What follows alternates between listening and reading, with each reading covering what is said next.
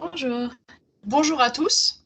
Nous avons le plaisir d'accueillir aujourd'hui l'équipe Disco et Synthesis Plus du MNHN. Et ils vont nous présenter Disco, l'intégration européenne à la lumière des collections d'histoire naturelle. Je vous cède la parole. Bonjour. Bonjour. Bonjour. Bonjour. Bonjour.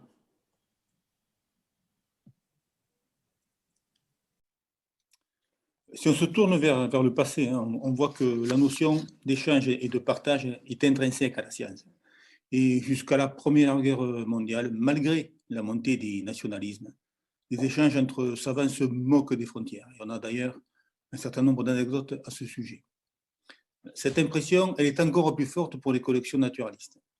Les collections ont été un lieu permanent de partage pour une communauté bien identifiée, celle des taxonomistes. Il est évident que cette impression est due au fait que cette communauté s'appuie sur un spécimen physique qui a un caractère d'archive. Les spécimens constituent à la fois la preuve tangible de la description de la découverte et, avec la notion de spécimen type, une référence pour les autres chercheurs présents et futurs. Cette communauté de chercheurs et d'objets s'étend donc à travers le temps et l'espace. Et les spécimens, et en particulier les types, ont une portée universelle.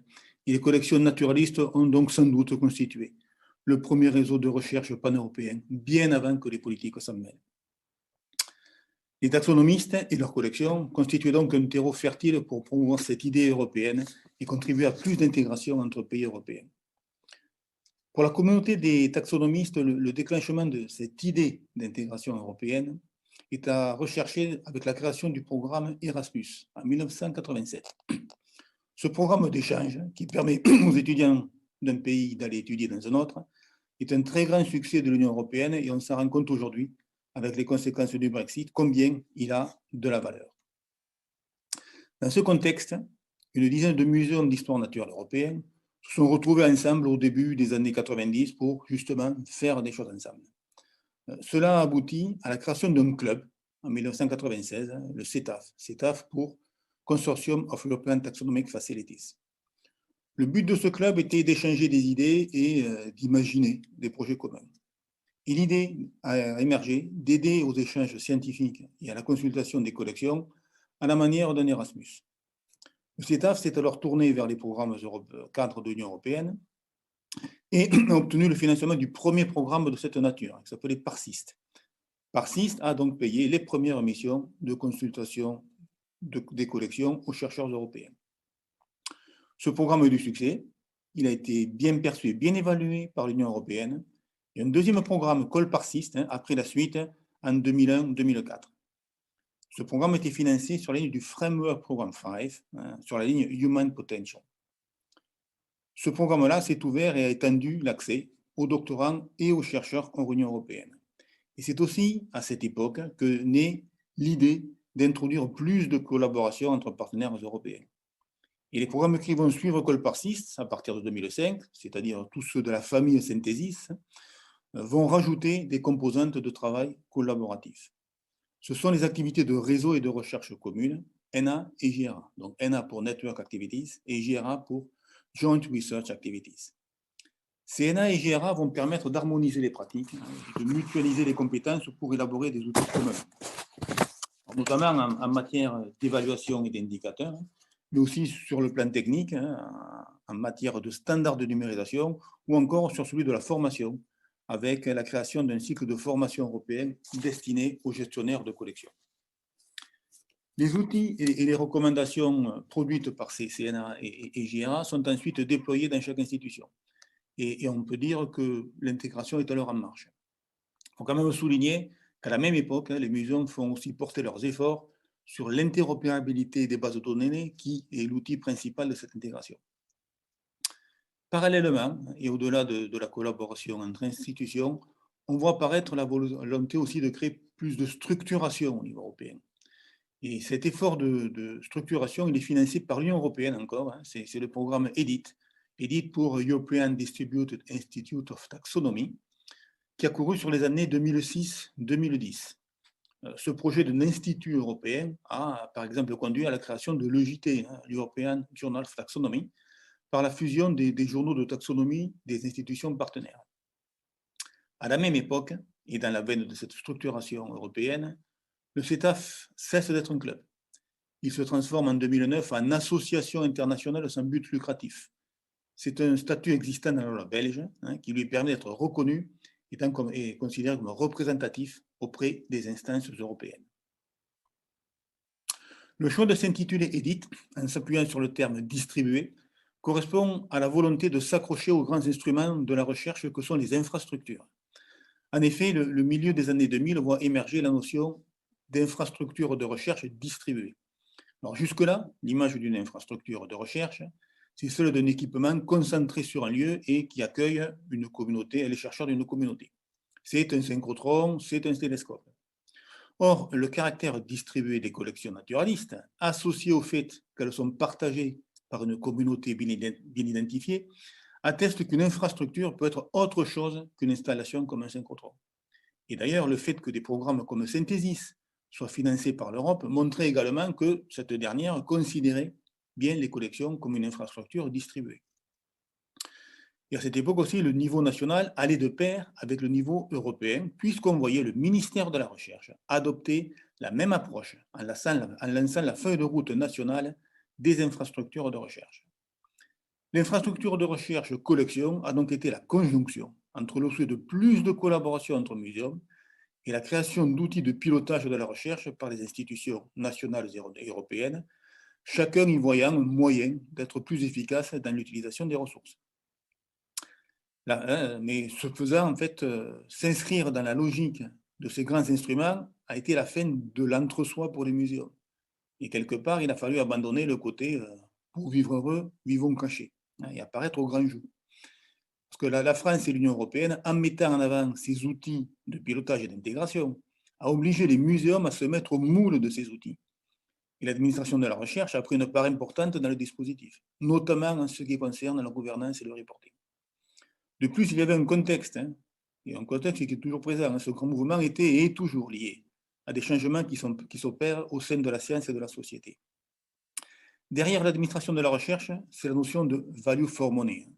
Aux yeux des pouvoirs publics, il faut justifier de l'emploi de l'argent public, et donc du service rendu à la société dans son ensemble. Mais aussi, la science a changé depuis le naturaliste du 19e siècle. Les questions scientifiques sont aujourd'hui très diverses, et aujourd'hui, la science qui se fait dans les muséums dépasse largement l'étude des collections. Et paradoxalement aussi, cette explosion scientifique modifie aussi l'usage des collections, à cause des moyens analytiques qui permettent d'interroger dans le détail les objets. Aujourd'hui, on a donc beaucoup de données sur un petit nombre d'objets et des disciplines qui deviennent de plus en plus étroites et étanches. Donc, pour qui et donc pourquoi conserver tous les spécimens accumulés dans les muséums depuis des siècles? Cette question-là, en fait, et dès les années 2000, les pouvoirs publics s'interrogent sur le bien fondé de financer cette masse de collections pour une communauté scientifique dont le pourcentage se réduit comme peau de chagrin au sein de la recherche scientifique. La réponse des muséums a été que la notion d'infrastructure change la perspective vis-à-vis des collections, ou plutôt privilégie une perspective, celle du gestionnaire de collection. Le modèle d'infrastructure est celui de l'intégration, au niveau national et européen, des détenteurs de collections pour offrir un service commun à toute la communauté scientifique. Au-delà, si on considère l'essor actuel des sciences participatives et la proposition collective de la science. La vision de l'infrastructure collection qui est présentée au pouvoir public est que les collections constituent un support d'études qui, par sa profondeur historique et sa couverture tant géographique que taxonomique, peut servir d'autres questions scientifiques que celles de la systématique. Cette idée rejoint alors en bonne partie les objectifs de l'Union européenne, tels qu'ils sont exprimés dans le programme H2020 et qui tournent autour des 4 axes majeurs que sont le changement global, la santé, la sécurité alimentaire et l'immigration. Cette approche dépasse d'ailleurs le cadre européen, puisqu'aujourd'hui c'est au niveau mondial que se décline cette notion One World, One Collection. Cette initiative, One World, One Collection, est l'œuvre des 12 grands muséums européens et nord-américains. Elle vise à évaluer le potentiel de ces 12 institutions en termes de représentation de la diversité de la nature. Elle s'attache aussi à identifier les nombreux exemples qui illustrent le caractère interdisciplinaire et multidisciplinaire des collections. Et cet aspect du projet reprend d'ailleurs une initiative de l'OCDE qui a couru entre 2013 et 2016, appelée SciColl pour Scientific Collection, et qui visait justement à explorer la capacité des collections naturalistes à étendre le périmètre des usages et des utilisateurs par la tenue d'ateliers interdisciplinaires. Comme exemple du travail de ce groupe des 12, cette carte représente la première synthèse des travaux identifiant les points forts de cette infrastructure commune.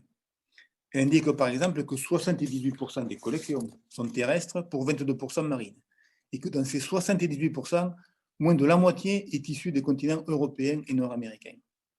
Ces chiffres justifient donc le caractère universel qui est souvent avancé par les muséums. Et c'est un argument régulièrement avancé pour justifier une infrastructure internationale. Sur la distribution taxonomique, il ne surprendra non plus personne que ce sont les collections d'entomologie qui dominent le paysage. Mais le travail sur ce genre de tableau de bord se poursuit aujourd'hui dans le cadre européen, dont on va parler un peu plus tard. L'infrastructure européenne de DISCO, donc DISCO pour Distributed System of Scientific Collection, qui va vous être présenté, est l'aboutissement de ce cheminement d'une intégration européenne. Cheminement et intégration autant forcés que désirés. La nature de cette infrastructure DISCO fait qu'une partie des décisions se prendra au niveau européen. Et ces décisions appartiendront aux représentants des États. Il faut donc mettre en place un cadre, des rapports entre scientifiques, gestionnaires de collection et gouvernements qui permettent à cette infrastructure de fonctionner pour le bien de tous. Aujourd'hui, plus qu'un changement d'échelle, c'est un changement de nature qui s'opère avec DISCO.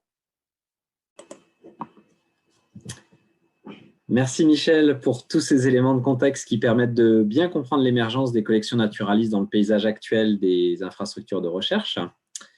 Donc pour ma part, je vais vous parler de tout ce que vous avez toujours voulu savoir sur DISCO sans jamais avoir osé le demander, en référence à un film célèbre. Et pour moi, la manière d'essayer d'expliquer le projet DISCO, son ambition et sa mise en œuvre. C'est encore un exercice un peu délicat parce que DISCO est en construction avec une opérationnalité prévue en 2025-2026. Alors, le premier enjeu, c'est d'organiser et d'optimiser l'accès aux collections et aux données liées aux spécimens scientifiques. Cela signifie d'apprendre à parler un langage commun au niveau européen avec nos collègues des autres muséums et universités, mais également d'avoir des pratiques professionnelles communes et plus encore, partager une vision commune. Pour partir de l'exemple que vous avez ici sur la diapositive et partir du chercheur et de ses questions de recherche, on constate dans le paysage actuel la disparité et la dispersion des sources d'information. En plus de devoir interroger les différentes bases de données de plusieurs établissements, les formats des données eux-mêmes vont l'être tout également et il est rare qu'ils soient à la bonne échelle ou assez complets pour répondre à la question de recherche. Demain, l'ambition est d'arriver à développer un modèle intégré, ce qui signifie notamment d'harmoniser des pratiques de documentation des spécimens et de production des données pour garantir un accès optimisé aux collections naturalistes et à leurs données. Tout ceci dans le but d'enrichir et de faciliter les travaux de recherche qui les utilisent. L'accès aux spécimens physiques ou à distance, de même que l'accès aux données, constitue l'un des points vraiment clés de l'infrastructure et de la construction de DISCO. Alors concrètement, qu'est-ce que DISCO? C'est vrai que cet acronyme qui sonne sympathique, un petit peu comme un certain courant musical de la fin des années 60 et du début des années 70, signifie Distributed System of Scientific Collections, donc le système distribué des collections scientifiques.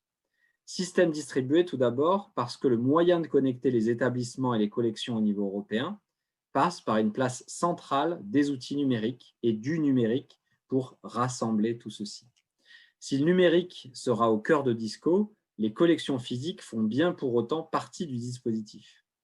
DISCO s'appuie sur le numérique pour créer un accès unique aux collections physiques, mais aussi pour créer et donner accès aux données produites à partir des collections, notamment par l'informatisation, la numérisation, l'imagerie, bien sûr, ce qui a été déjà fait en partie au Muséum national avec les herbiers, IRECOLNAT, mais aussi par toutes les techniques d'analyse des spécimens et par le travail de documentation de ces collections. Donc, il s'agit véritablement de rassembler toute cette information, de la structurer, de la rendre interrogeable au sein de DISCO. Et puis, on voit que DISCO finit par collection scientifique, car dans le périmètre de DISCO, tous les spécimens naturalistes d'intérêt scientifique issus de la biodiversité et de la géodiversité y sont inclus. En résumé, si on lit la définition de ce qu'elle ambitionne, cette infrastructure, on voit que DISCO travaille à l'unification numérique de tous les atouts des sciences naturelles européennes. Donc tous les atouts, c'est vrai qu'il faut comprendre ce mot atout comme l'ensemble des collections, des équipements et des compétences que rassemblent nos établissements dans lesquels nous travaillons. Donc tout ça se fait dans le cadre de politiques et de pratiques communes de conservation et d'accès qui visent à rendre les données facilement trouvables, plus accessibles, interopérables et réutilisables.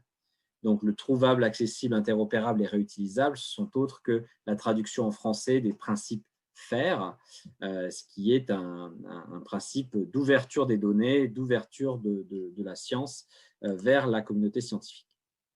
Ainsi, l'enjeu pour DISCO, c'est de faciliter cet accès aux ressources et aux services pour une meilleure exploitation et valorisation scientifique des collections naturalistes. Comme Michel l'a souligné précédemment, ces ressources, elles doivent demeurer encore plus accessibles aux taxonomistes, encore plus accessibles à ceux qui travaillent en écologie, mais également s'ouvrir à d'autres champs disciplinaires scientifiques. Pour cela, DISCO va organiser 2 flux de travail principaux qui vont l'aider à se construire. Un flux qui va s'intéresser aux aspects politiques et organisationnels de tout ceci, et l'autre flux qui va concerner plus les accès techniques liés aux technologies numériques. Alors, je vous ai dit que DISCO était une infrastructure numérique, effectivement, une infrastructure de recherche, pardon. Elle est inscrite à ce titre sur la feuille de route de l'ESFRI, qui est le Forum stratégique européen des infrastructures de recherche, donc depuis septembre 2018. La particularité des infrastructures ESFRI, c'est qu'elles s'appuient et sont constituées par les États, et donc par un engagement des États.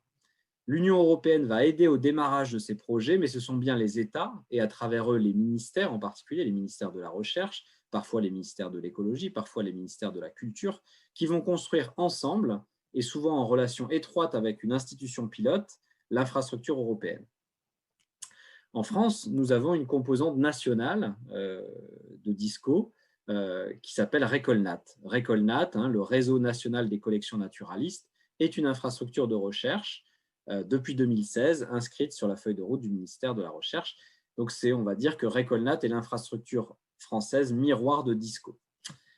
RECOLNAT a même été pionnière dans la numérisation des collections et dans la mise en ligne de données de collection qui permettent effectivement de nourrir des travaux de recherche. RECOLNAT est devenu RECOLNAT, a été constitué sous forme d'un groupement d'intérêt scientifique dans le courant de l'année 2020. Et c'est également, RECOLNAT, une infrastructure distribuée qui rassemble aujourd'hui une vingtaine de membres des muséums d'histoire naturelle, des universités et des établissements publics de recherche à travers la France et plusieurs dizaines d'établissements qui sont partenaires de cette infrastructure. Enfin, et comme ça a été souligné dans la partie sur le contexte des infrastructures, DISCO est ancré profondément au sein d'une communauté qui existe déjà et qui était constituée et qui s'appelle le CETAF, le Consortium européen des facilités taxonomiques.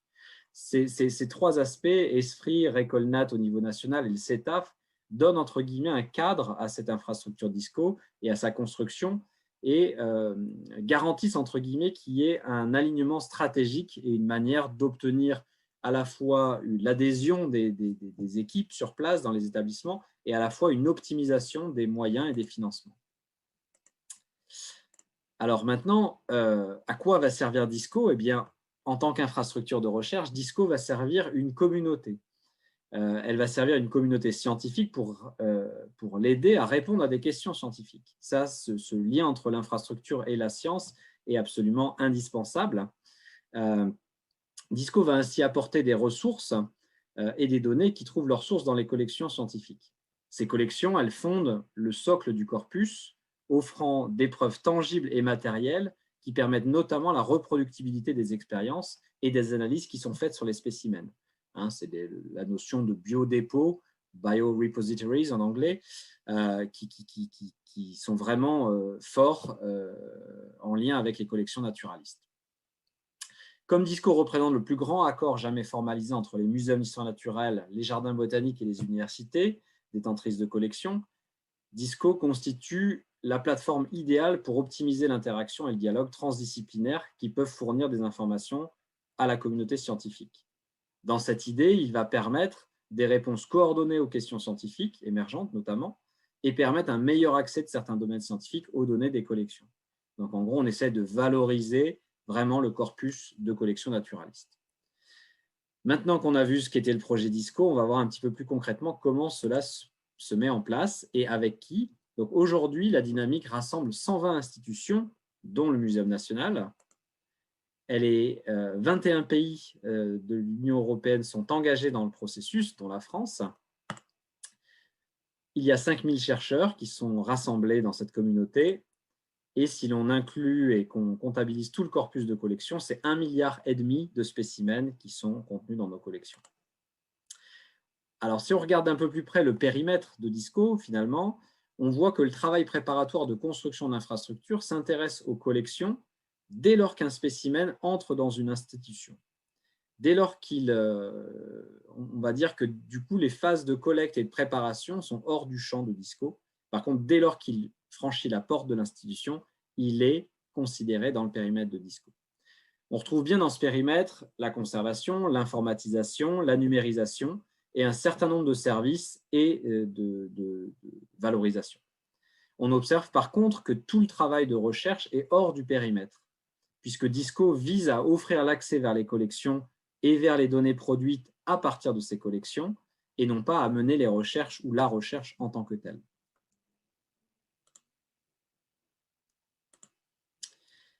Parmi l'offre de services qui est en cours de développement, on peut lister rapidement 3 services principaux qui vont structurer l'infrastructure. Le premier, c'est un système européen de prêts et de visites qui s'appelle ELVIS pour European Loans and Visits en Europe. Un portail d'accès aux données étendu des spécimens, ça veut dire qu'il inclut aussi bien les données descriptives que les données analytiques, avec certainement des liaisons qui sont encore en train d'être construites vers d'autres bases de données de référence, notamment Catalog of Life, par exemple, qui servirait d'infrastructure, de colonne vertébrale sur le registre et la nomenclature. Et en amont de tout cela, un système harmonisé de curation et d'annotation qui est également en réflexion. Donc, on comprend bien que ces 3 services vont demander des serveurs et un stockage important pour mettre en place les flux d'interopérabilité, la sécurisation des données et la conservation pérenne de ces données dans la durée. Construire DISCO ensemble, finalement, comment on va s'y prendre au quotidien? Comme l'a rappelé Michel Guiraud sur le contexte de l'initiative DISCO, on voit que cette initiative elle repose sur un historique qui est fort et qui est fondé sur des communautés et des réseaux humains qui sont constitués en Europe depuis, on va dire, une vingtaine ou une trentaine d'années. On pourrait citer, bien sûr, à ce titre, le CETAF, mais également d'autres organisations et d'autres programmes qui ont posé les premiers jalons et les premières pierres autour de l'infrastructure DISCO. Aujourd'hui, DISCO, pour réussir, il a besoin de trouver des solutions et des modes d'organisation sur 5 finalités qui sont listées ici et qui sont portées et développées par plusieurs projets dans lesquels est investi le Muséum national d'histoire naturelle. On voit que ces projets, ils sont listés ici sur votre écran, IceDig, Mobilize, EnveryFair, Synthesis Plus ou encore DISCO Prepare. Ces 5 projets, par exemple, eh bien, forment un écosystème et la finalité de ces 5 projets eh bien, est de construire DISCO. Donc, ils participent à un effort commun de construction d'infrastructures. Chacun a sa spécificité et son focus, mais il doit faire avancer dans le champ de ces 5 finalités, donc la coordination des pays, les standards et les ressources communes, les données, la numérisation ou la formation et l'amélioration des compétences. Chacun de ces projets, à travers des groupes de travail, fait avancer un petit peu la maturité et le degré de préparation pour que DISCO puisse émerger en 2025-2026. Donc, le Muséum national participe à tous ces programmes, ce qui permet de transférer et de valoriser une partie de nos savoir-faire, une partie du savoir-faire des équipes de collection, une partie de nos expériences, mais également de profiter des avancées des transferts horizontaux de compétences. Il est évident que plus le Muséum national va s'impliquer, ce qu'il est assez fortement aujourd'hui, et plus on décidera de l'avenir des questions et enjeux liés à l'accès aux collections et à leurs données pour la recherche. DISCO est en marche, DISCO va se faire, il ne tient qu'à nous, presque, d'y apporter notre contribution pour orienter les décisions et réussir ce changement de paradigme dans la manière d'accéder aux sources des collections naturalistes, que ce soit de manière physique ou à distance. Cet alignement stratégique des projets, le fait qu'elles construisent tous et qu'elles orientent tous vers DISCO, permet également d'avoir la contribution, de recevoir la contribution et le portage par les ministères de tutelle et du coup d'optimiser les financements dans tout ce qui relève des infrastructures de recherche liées aux collections. Voilà. Pour faire un point focal un petit peu plus précis, je vais passer la parole à ma collègue Salomé Landel, qui est coordinatrice technique de l'un de ces programmes, DISCO Prepare, dont le but est de préparer à DISCO, puis ce sera nos collègues de Synthesis Plus qui prendront la suite. Je vous remercie de votre attention. Bonjour à toutes et à tous. À la suite de François, je vais vous présenter le projet DISCO Prepare. Donc, DISCO Prepare, c'est un projet européen, un projet H2020 avec un budget de 4 millions d'euros sur 3 ans, entre 2020 et 2023. Il a pour but de préparer la mise en œuvre de l'infrastructure de recherche DISCO au travers de différents leviers. Donc, ces leviers sont répartis entre différents niveaux de préparation. Dans un premier temps, la préparation financière et organisationnelle qui passe notamment par le modèle organisationnel de l'infrastructure de recherche, comment il sera gouverné, quel accord juridique de coopération entre les parties prenantes de l'infrastructure de recherche, quel modèle économique pour faire fonctionner l'infrastructure de recherche. Un autre niveau de préparation, c'est la préparation des données, donc comment mobiliser et gérer les données scientifiques qui seront rassemblées au sein de l'infrastructure de recherche DISCO. Et enfin, la préparation scientifique et technique, donc au travers notamment de feuilles de route détaillées et de la définition des principaux services pour la communauté scientifique proposés par l'infrastructure de recherche DISCO. Avec DISCO Prepare, l'idée de départ, c'est que le niveau actuel de préparation donc de ces différentes thématiques, donc scientifiques, les données financières, organisationnelles, techniques, n'est pas au niveau optimal pour permettre la mise en œuvre de l'infrastructure de recherche. Donc l'objectif, c'est qu'en 3 ans, ces différents niveaux soient augmentés et alignés pour permettre à l'infrastructure de recherche d'être mise en œuvre. Ces différents niveaux de préparation, ces différentes thématiques sont répartis entre 9 work packages et chacun d'entre eux sont dirigés par différentes institutions européennes qui sont réparties entre différents pays. Donc, on voit avec cette carte que notamment la France, donc avec le MNHN, est leader du WP4 et donc de la définition du modèle économique de l'infrastructure de recherche DISCO. Le grand challenge de DISCO Prepare, c'est de synchroniser 29 institutions qui ont des objets communs, que sont les collections d'histoire naturelle, mais qui ont des pratiques différentes. Donc, l'idée pour les aligner, c'est avec ces 9 work packages qui sont intrinsèquement dépendants, c'est de faire en sorte que ces 9 work packages arrivent à travailler ensemble et à proposer des solutions communes, en sachant que avec la slide présentée précédemment, on voit qu'il y a des leaders, mais les leaders ne prennent pas les décisions seuls. Et à chaque fois, différentes institutions sont parties prenantes des différents groupes de travail. Et il s'agit donc de trouver des compromis au sein de chaque groupe de travail et au niveau de la gestion globale du projet pour arriver à des solutions communes pour mettre en œuvre l'infrastructure de recherche DISCO. Dans ce cadre, le MNHN, donc leader du WP4, le WP4, c'est donc le modèle économique de l'infrastructure de recherche DISCO.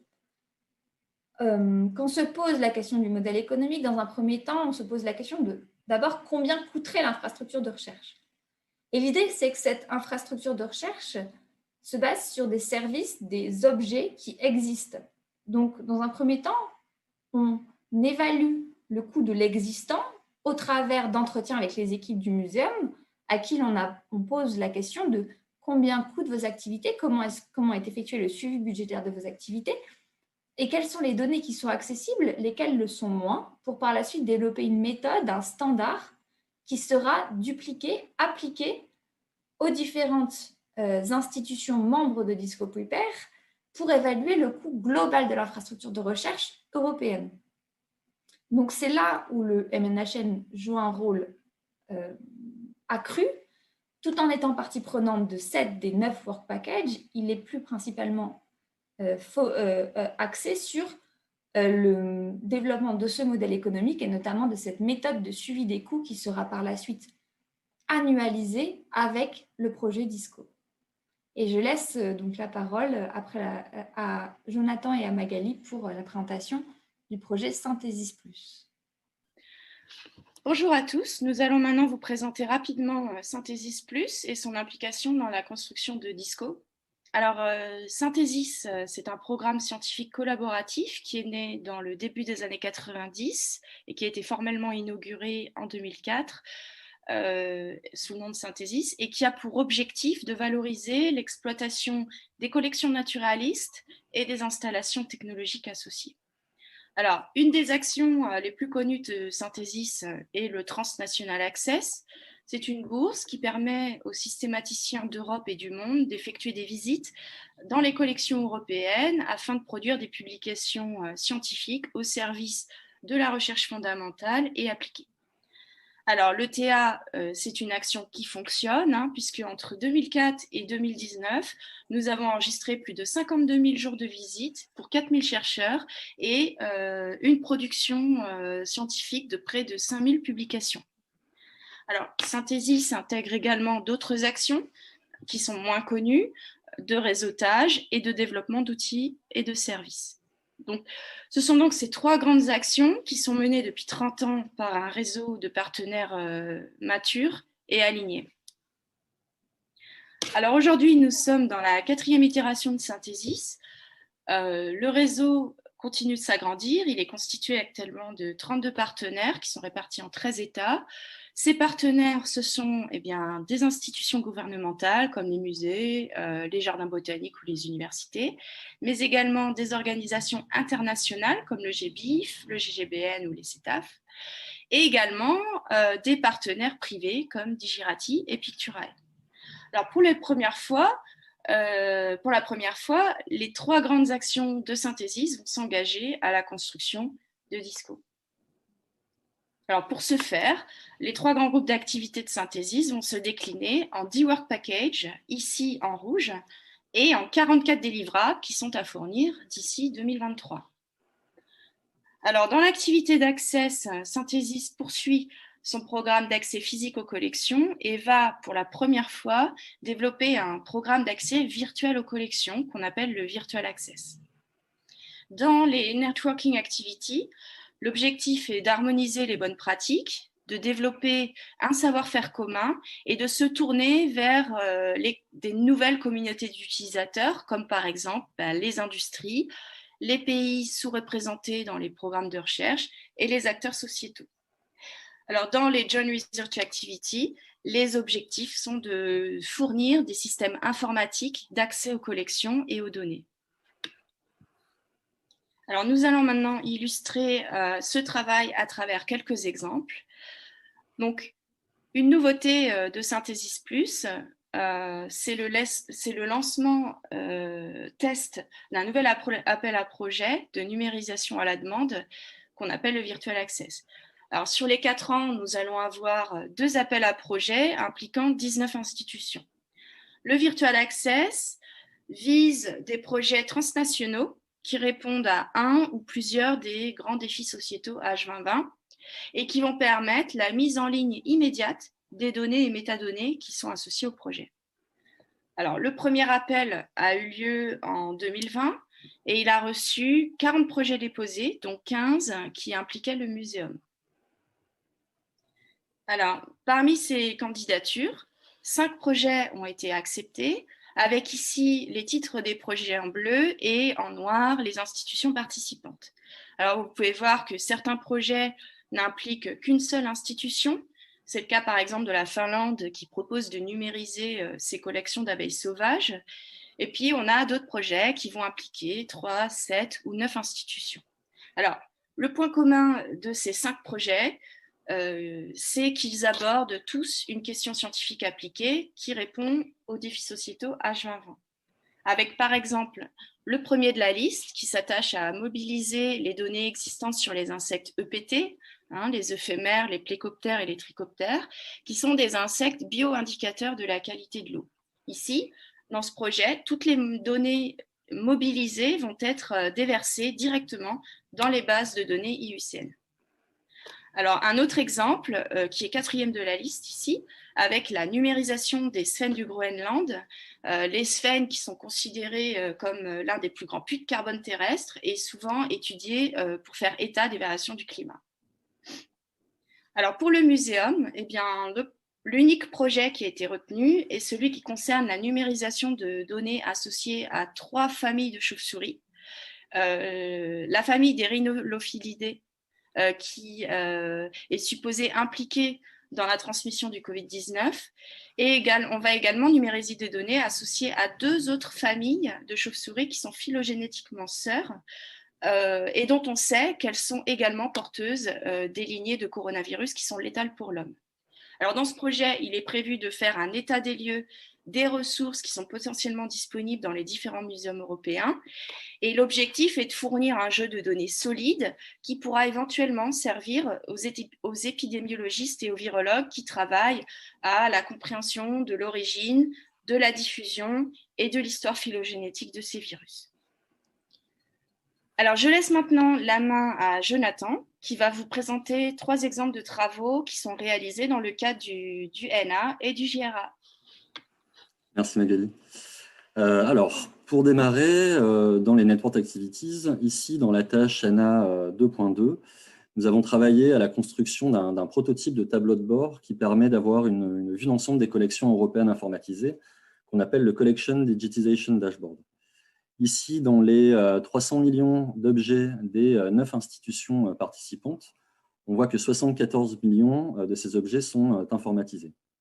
Ces 74 millions, on va pouvoir les catégoriser par groupe taxonomique, par localité géographique, par période géologique pour les objets en paléontologie ou par type de conservation.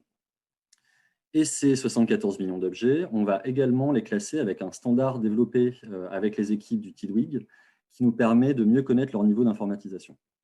Ce classement va de 1 à 4, de 1, un objet avec un simple numéro d'inventaire, jusqu'au niveau 4, avec un spécimen associé à des informations supplémentaires, telles que les informations moléculaires, morphologiques ou écologiques. Et pour finir, toutes ces données sont croisées entre les différents muséums participants, ce qui va permettre à n'importe quel utilisateur DISCO de trouver et d'accéder aux spécimens qui l'intéressent. Par exemple, je travaille sur les coléoptères, un genre de coléoptères du paléarctique, et je vais avoir besoin de spécimens bien documentés, notamment au niveau moléculaire.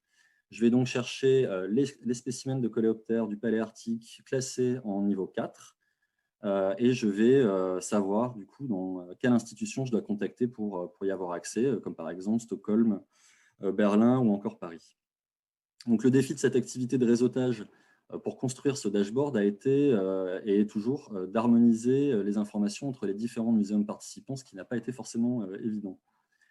Pour l'instant, il s'agit d'un prototype, donc seulement 9 institutions ont participé, mais bien entendu, l'objectif est d'associer tous les membres de DISCO. Ce travail d'alignement dans les Network Activities entre les partenaires, comme on l'a dit, a pour objectif de permettre le bon fonctionnement de l'infrastructure de recherche, et également de ces outils et services que nous développons dans le cadre du JRA qui pourraient correspondre à des activités plutôt de recherche et développement. Pour illustrer ce type d'outils, Synthesis Plus travaille à la construction d'un portail d'accès aux collections européennes qu'on appelle ELVIS, pour European Loans and Visit System. L'idée de cet outil est d'être un point d'accès unique aux collections des futures 120 institutions de DISCO, qui permet aux scientifiques d'effectuer des demandes de prêt ou des demandes de visite, et pour les gestionnaires de collection, un outil de gestion et de suivi de ces demandes.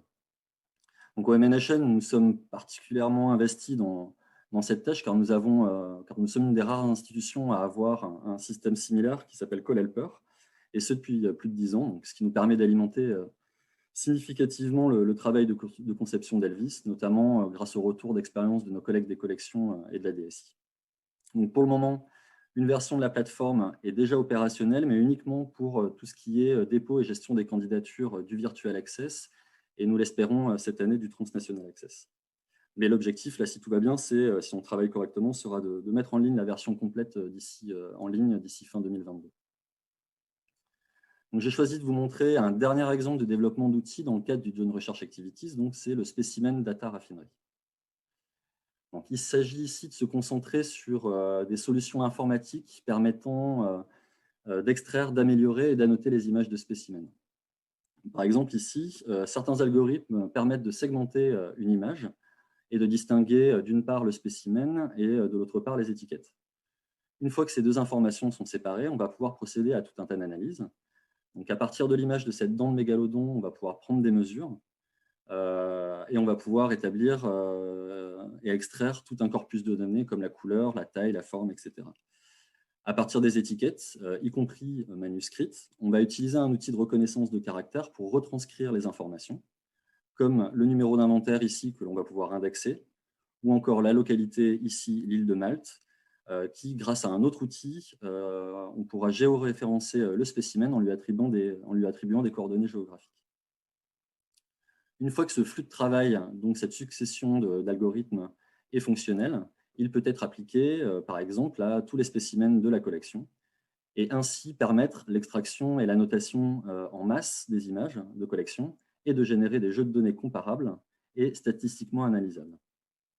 Donc ici, dans le JRA3 Specimen Data Raffinery, l'objectif sera de faire un inventaire le plus exhaustif possible des outils existants en libre accès, identifier éventuellement ce qui manque pour créer de nouveaux outils, ensuite de créer un registre des algorithmes et des flux de travail pour permettre aux utilisateurs de trouver les outils dont ils ont besoin, et ensuite, pour finir, de les intégrer dans un cloud ou une plateforme ouverte à tous et qui permet de les utiliser.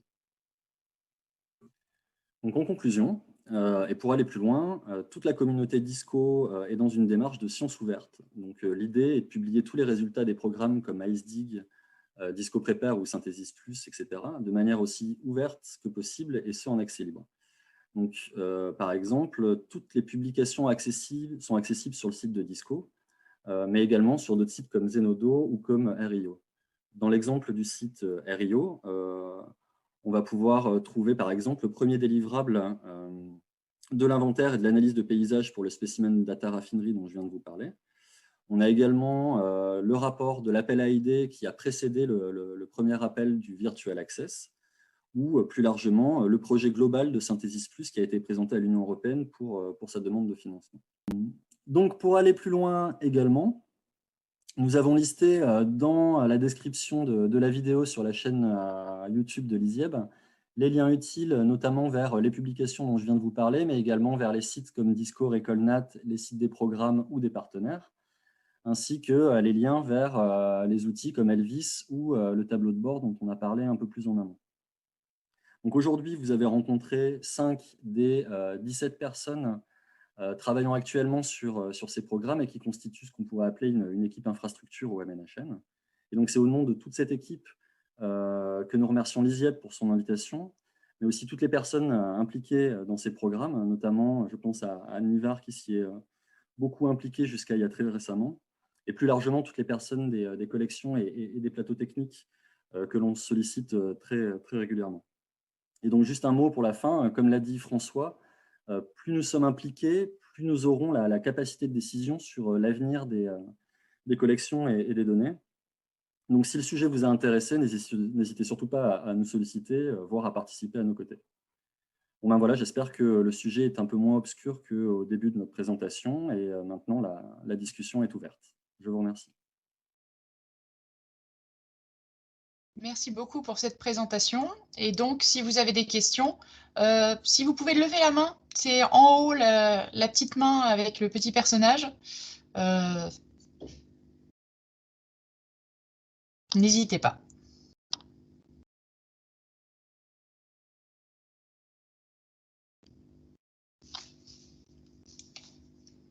Martine?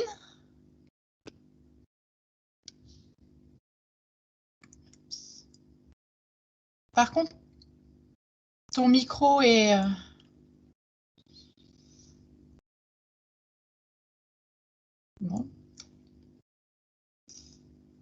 Bon. Claire? Non, dans non, ce voilà. cas-là C'est bon, c'est bon. J'irai.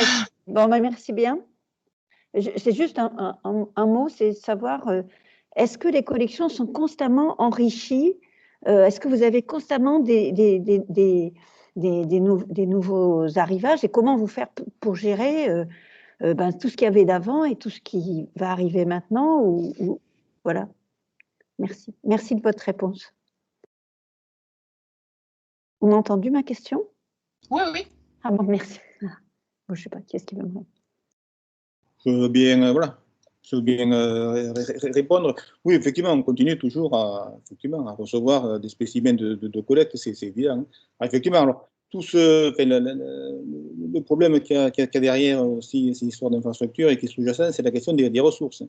Parce qu'effectivement, je veux dire, il y a tout un arrivage, on voit aussi avec la planète revisitée, par exemple, on a les expéditions du muséum qui contribuent de façon significative à augmenter les collections du muséum, c'est certain.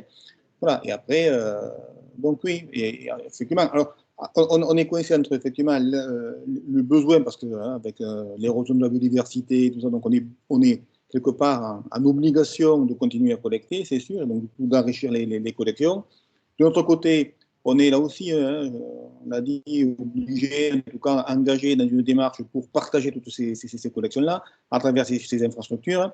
Voilà, donc tout ça, en fait, au bout du bout, c'est quand même beaucoup de moyens à mettre en œuvre et à ressources constantes, effectivement, c'est des choix. Et c'est toujours des arbitrages qui sont très, très difficiles entre mettre les moyens pour l'acquisition, pour l'informatisation, pour la conservation. Hein.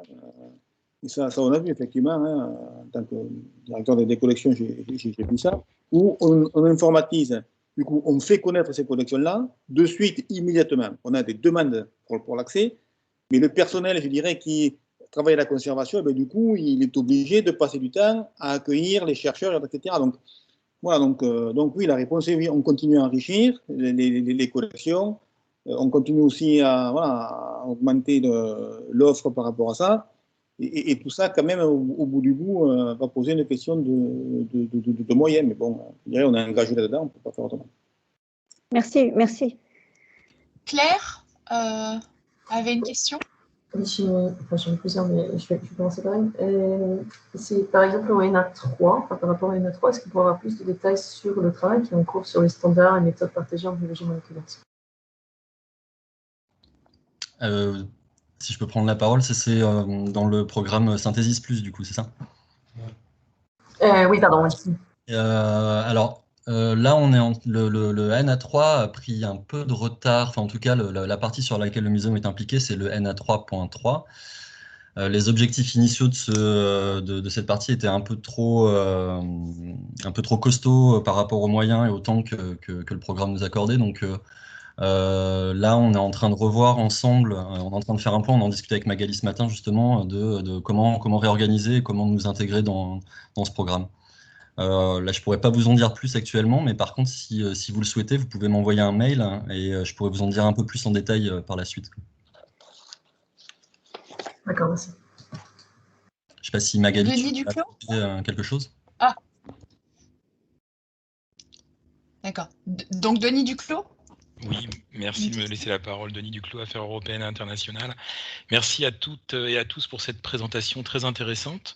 Je voulais savoir si il était prévu de promouvoir toutes ces actions dans le cadre de la future présidence française du Conseil de l'Union européenne, qui se tiendra du 1er janvier 2022 jusqu'au 30 juin 2022.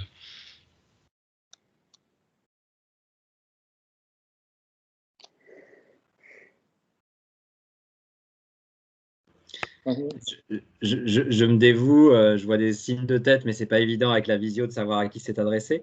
Personnellement, non, on n'a pas été en tout cas approché là-dessus, mais effectivement, si on pouvait avoir l'occasion en tant que Muséum national et de valoriser l'implication des équipes et des réseaux et des infrastructures et de tout ce qu'on fait au niveau européen pour permettre une meilleure adéquation, un meilleur accès aux collections naturalistes et aux données pour la recherche, je pense qu'on est ouvert en tout cas à la discussion, mais à ce jour, on n'a pas été approché là-dessus.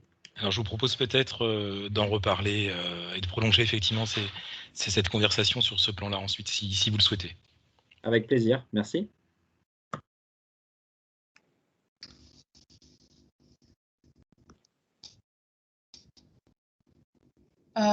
Olivier Bétou?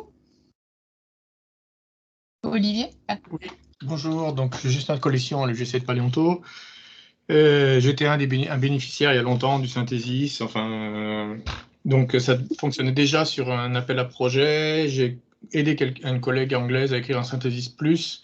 Donc j'imagine que Disco, on ne peut pas imaginer produire des données numériques informatisées de l'ensemble des spécimens de l'ensemble des institutions européennes. Donc on n'a pas juste, j'imagine que financièrement c'est complètement impossible. Donc ça va forcément fonctionner. Ça va quand même être. Ou sinon on a beaucoup d'argent, mais j'imagine que ça va fonctionner avec des appels à projets. À quel niveau ils seront ces appels à projets? Est-ce que c'est des institutions qui feront les appels à projets pour numériser des collections qui sont jugées prioritaires? Est-ce que ce sont des chercheurs dans différentes institutions qui ont un projet de recherche? Voilà. J'imagine que ça va fonctionner sur une formule d'appel à projet. À quel niveau ce sera?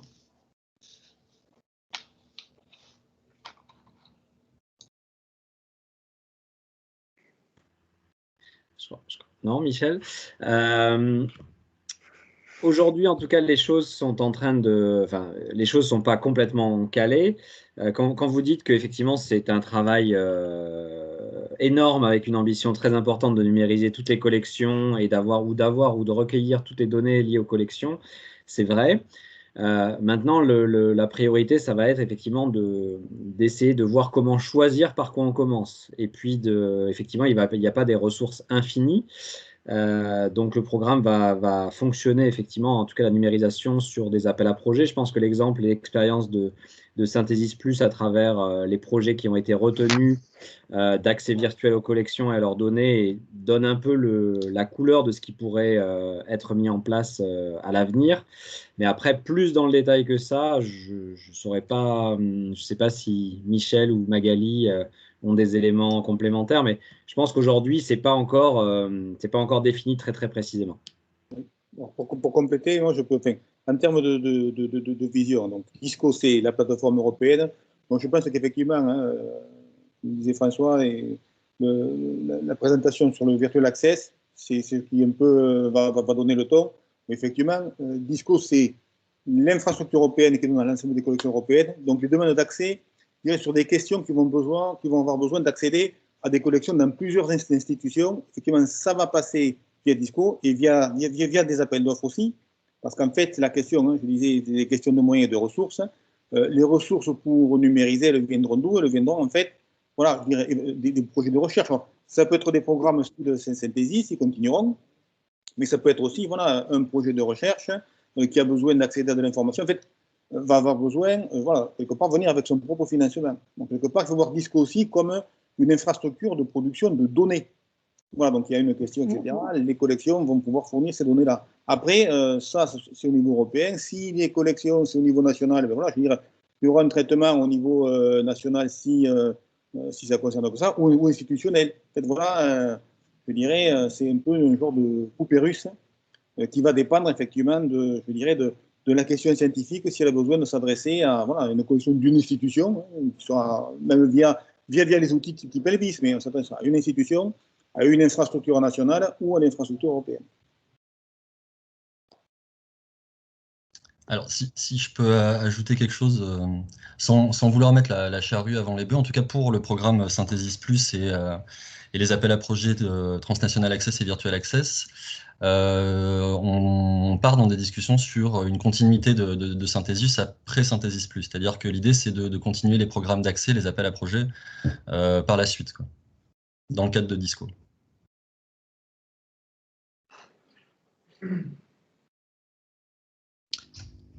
Rosélie Pellins? Oui, bonjour. Vous m'entendez? Ok, merci pour cette conférence. J'ai beaucoup appris avec vous tous. Et j'ai deux questions, une plus pratique. J'aimerais bien savoir quel est le rôle, la participation de l'UK à ce moment. Parce qu'on voit qu'il s'agit d'un consortium européen. Et d'accord, ça c'est une question. Et je pense que Salomé a parlé de ça, peut-être elle aura des réponses spécifiques. Et l'autre, c'est plus général, parce que j'ai vu la semaine passée ou celle d'avant, une partie d'une conférence sur les spécimens étendus, qui sur Disco, ça s'appelle autrement et je n'arrive pas à me rappeler. Et ma question, c'est par rapport à ces concepts, à cette idée, et le rôle de chercheurs et des expéditions de terrain à nos jours. Ma question, c'est s'il y a au sein des DISCO des consignes plus spécifiques par rapport à l'obtention de plus de données pour les espèces récoltées. Ce que je veux dire, c'est que nous savons tous que nous sommes au milieu d'une crise majeure d'extinction et que dans plusieurs cas, on a une responsabilité énorme sur chaque spécimen récolté à ce moment, parce qu'il risque fort que ce soit les dernières qui se soient récoltées de chaque espèce. Et ma question, c'est s'il y a des consignes pour prendre plus d'informations sur les comportements, sur les espèces hôtes, sur les espèces qui cohabitent. Parce que nous sommes arrivés à un moment qu'on arrive à avoir beaucoup d'informations précises sur l'environnement. À partir du moment qu'on a une bonne information sur les coordonnées où l'espèce humaine a été récoltée. Et là, on passe à un autre genre de demande. J'aimerais bien vous écouter sur ces sujets.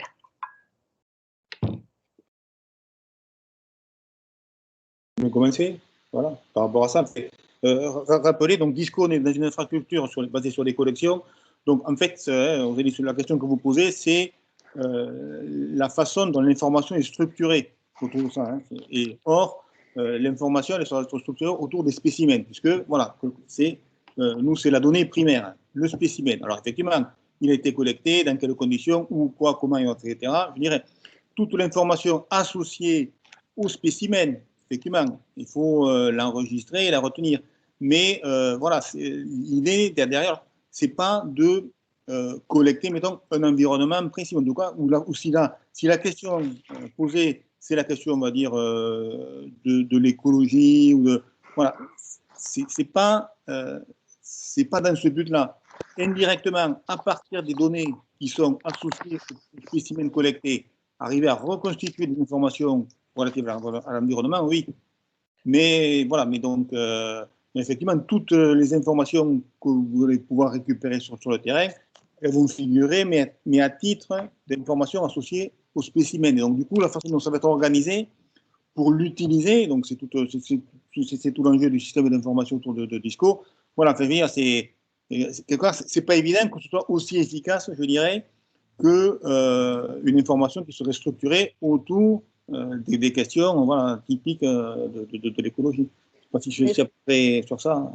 Merci Michel. Ma question, c'est un peu en amont de tout ça. C'est est-ce qu'il aurait une place chez Disco pour discuter et pour introduire cette idée qui maintenant, quand on va sur le terrain, on aurait la responsabilité de prendre plus d'informations que simplement faire du battage et récolter les espèces humaines. Est-ce qu'il a, parce que je comprends bien qu'il s'agit d'un système pour organiser ce qu'il y est déjà obtenu, mais est-ce qu'il aurait un espace pour construire une conception d'avenir sur ce qu'on obtient aujourd'hui pour les collections? Alors, je pense que oui, parce que, mais à travers ce qu'on appelle le Science Advisory Board, en fait, voilà, parce que cette infrastructure, c'est une mise à disposition des collections, c'est c'est un objectif pluridisciplinaire, multi-interdisciplinaire. La question qui est posée, que vous posez là, c'est effectivement, il y a un objectif scientifique derrière la constitution de l'information qui sera associée à DISCO. Donc oui, ça existe, mais via, je dirais, via l'utilisation de cette infrastructure-là. Bon, effectivement, donc, et ce qui est vrai pour voilà, des problèmes d'environnement, c'est aussi vrai pour des problèmes de sécurité alimentaire. Donc en fait, l'idée aussi, c'est de s'adresser à toutes les communautés qui peuvent utiliser DISCO, les spécimens qui sont à DISCO, et de façon, effectivement, quand on va rentrer l'information, que cette information-là, elle soit utile à leurs questions de recherche. Donc oui, par ce biais-là, la réponse est oui. Ok, merci. Juste peut-être pour ajouter, juste pour ajouter une phrase par rapport à cette question-là. Je pense que DISCO effectivement est le bon forum pour qu'il puisse y avoir ces discussions-là et ces réflexions pour le futur et les collègues du futur. On est bien d'accord qu'on est dans cette urgence de description du vivant, mais aussi dans l'urgence de valoriser les données des collections déjà acquises et conservées par les établissements et ouvrir ça vers d'autres champs scientifiques, disciplinaires. Mais après, DISCO, j'ai envie de dire, c'est comme une auberge espagnole, c'est-à-dire qu'on y trouvera ce que chacun des personnels, chacun des chercheurs, chacun des responsables de collection y amènera. Et du coup, c'est dans ce cadre-là qu'à mon avis, les réflexions que vous posez sur la table sur les environnements collectés et autres et recommandations pourront atteindre la sphère DISCO. D'accord. Et si je souhaite discuter sur ces sujets avec vous, à qui je dois m'adresser? Vous pouvez m'envoyer un mail et je ferai passer l'information. Et j'ai noté aussi au début, vous avez posé une première question qui m'intéressait, oui. mais je n'ai pas compris un des termes de la question. C'était quelle est la participation de UK. Du Royaume-Uni. Oui. Ok. Ah oui, ça m'échappe. Très bien. Donc c'est en cours de discussion. En fait, c'est dans le cadre de débats sur le modèle juridique que prendra l'infrastructure de recherche. À ce stade, ce n'est pas encore décidé et cette décision aura un impact sur la participation du Royaume-Uni, mais on part du principe que on fait tout pour adopter un modèle juridique qui permette la participation du Royaume-Uni à DISCO.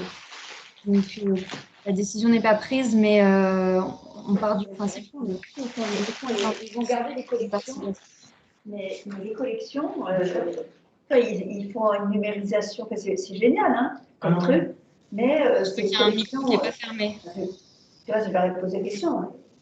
Ils ont plein de choses qui vont arriver, là, alors ils ne peuvent pas faire tout, quoi, tu vois. Déjà unifier tout ce qu'il y a, c'est déjà pas mal. Bon, merci pour ma part.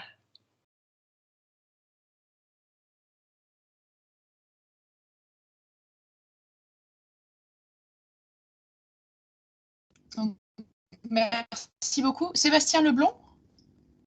Oui, bonjour, merci.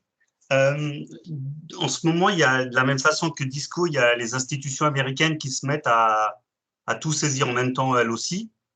Il me semble qu'elles ont un peu pris d'avance sur DISCO. Du coup, quelle est la réflexion? Est-ce qu'il y a des échanges entre les deux?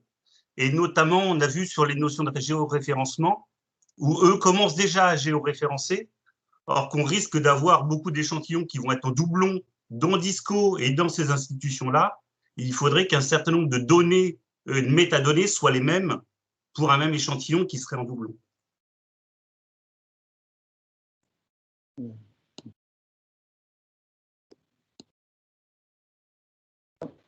Moi, je veux bien répondre. Effectivement, sur les échanges avec les États-Unis, oui, on est en fait, on échange avec nos collègues américains. J'ai cité l'exemple des Big 12, donc c'est les 12 musées, donc il y a 6 musées européens et 6 musées nord-américains, parce qu'il y a un Canadien et 5 des États-Unis. Mais auparavant, il y avait cette initiative qu'on appelait Cycle, hein, donc, qui a été faite aussi avec les Américains. Donc, on est, je dirais, on est en relation permanente.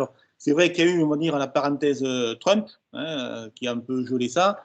et qu'effectivement, là, on voit que ça redémarre, et ils ont à peu près, je dirais, ils sont sur les mêmes trajectoires, effectivement, que Disco. Et oui, on se parle, et voilà, effectivement, on va arriver à… Là aussi, l'idée étant d'utiliser voilà, les connaissances des uns et des autres, enfin, voilà, de pas qu'il n'y ait pas de doublons, qu'il n'y ait pas de choses comme ça. Donc, oui. Si la réponse est est-ce qu'on se parle, oui, on se parle. Après, dans le détail, est-ce que ça va aboutir en termes de géoréférencement et tout ça, on n'en est pas encore là. C'est un peu l'objet de la consultation qui avait lieu la semaine dernière entre spécimens numériques et spécimens étendus, en fait, entre des notions plutôt portées par Disco d'un côté et plutôt par les Nord-Américains de l'autre. Et pour information, Sébastien, lors des conférences du temps où on se voyait encore physiquement les uns les autres, il y avait iDigBio, donc l'initiative nord-américaine de numérisation et liée aux données des collections naturalistes nord-américaines, qui était constamment invitée et très présente au sein de Disco. Alors, du coup, on peut peut-être échanger un peu plus tard si tu veux, mais moi, voilà, c'est une question très orientée. J'ai reçu il y a 3 jours un mail pour les bryophytes, parce qu'il y a un projet américain qui a fédéré 25 institutions américaines sur bryophytes et lichens. Ils ont 1,3 million de spécimens numérisés. Là, ils commencent le géoréférencement. Ils m'ont envoyé un mail en me demandant est-ce que vous avez des données, vous, géoréférencées, pour qu'on ait le même géoréférencement entre les deux. Et là, je suis incapable de répondre. Ça dépend du muséum, ça dépend pour le coup de Disco aussi. Voilà. Et eux, ils le sont concrètement. C'est pas demain, c'est là. Oui, je pense qu'on peut en parler hors antenne, peut-être. Avec plaisir. Et NEJ, alors je ne sais pas qui c'est, mais avait une question.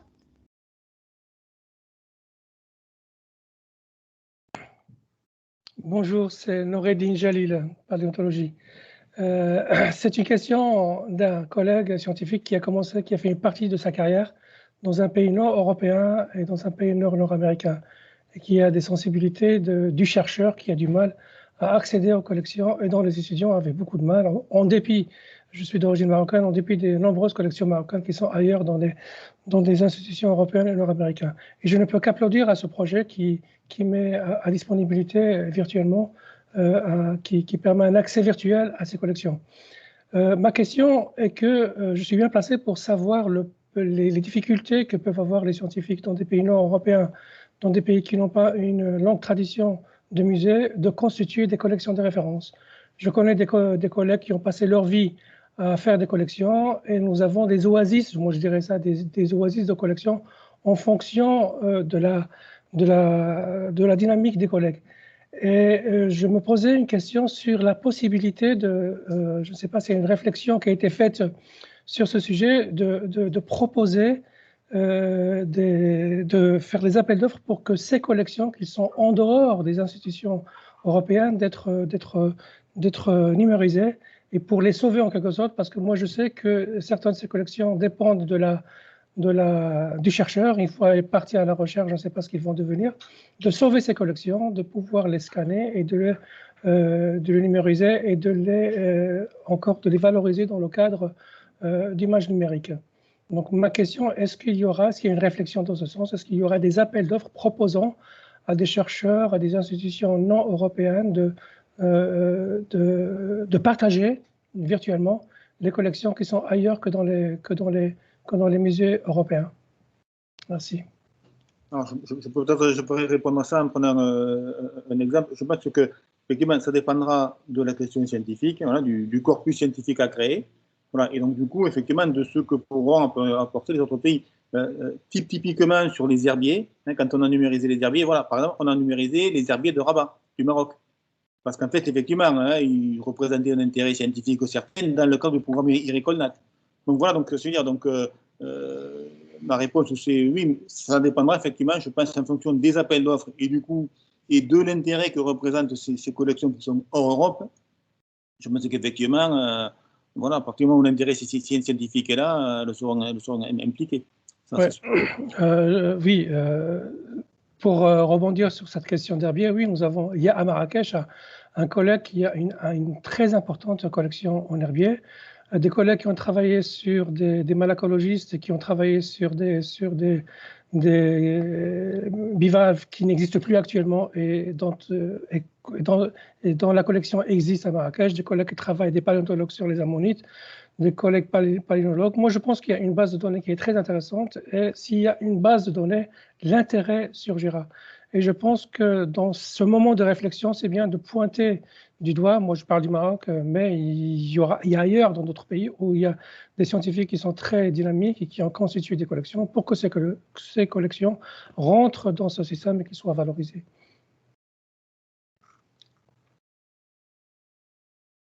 Merci.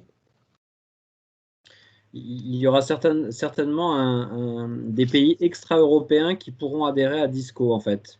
On est en train de réfléchir en groupe de travail aujourd'hui aux différents modèles de ce qu'on appelle la gouvernance, avec qui vote, qui prend des décisions, etc. Ça prend pas mal de discussions et de temps de réflexion aujourd'hui. Mais aujourd'hui, on a déjà plusieurs pays extra-européens qui ont postulé en disant l'initiative DISCO nous intéresse, on aimerait y être. Alors, vu qu'ils sont extra-européens, ils ne seront pas membres de DISCO à part entière, mais par contre, ils pourront certainement participer ou contribuer à la dynamique DISCO. Donc là aussi, c'est quelque chose qui est en train de se construire et on peut imaginer que certains pays péri-européens comme le Maroc pourraient être associés quelque part à la dynamique DISCO, quoi. Merci. Merci beaucoup à tous. Est-ce qu'il y a encore des questions